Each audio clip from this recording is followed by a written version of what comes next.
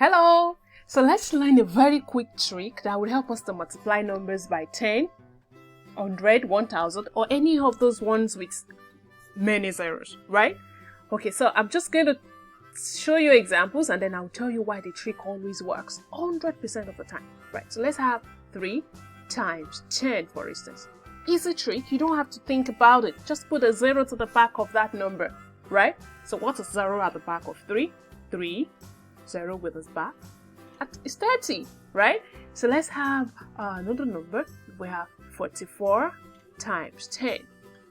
We just put a 0 at the back of 44, and then we have 4 with a 0 at the back. It's 440.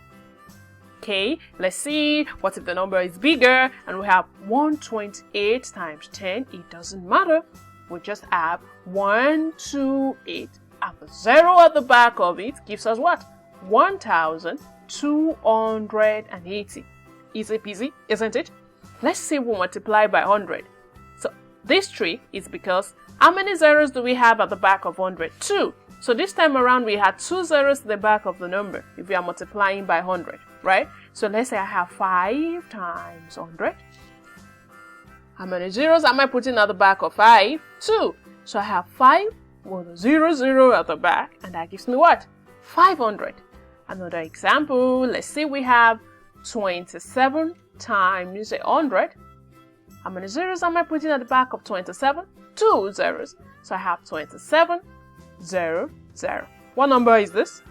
2,700. So you can easily do this in your head.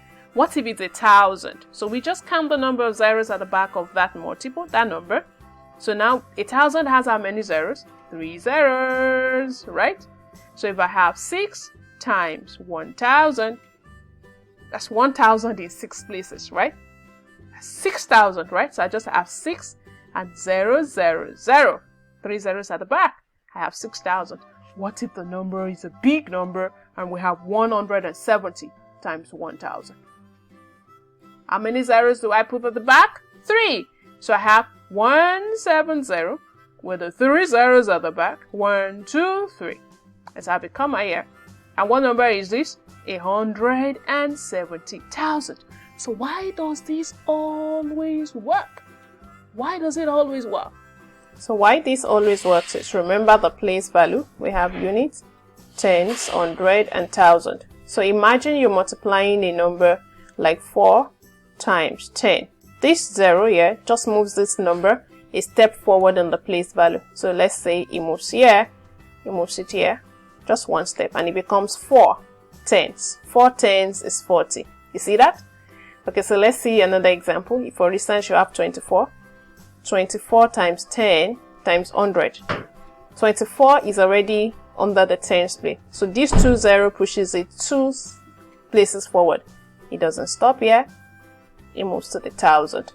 And that's why we say add 2 zeros to the back, right? Because that gives you 2, 4, 0, 0. You can see how 24 has jumped 2 places forward to now have 1,000 by having 2 zeros at the back, right?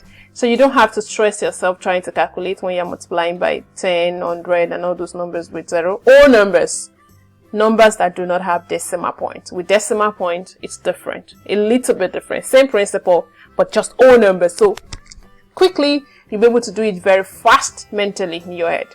Alright, I wish you the very best and I'll see you in the division lessons.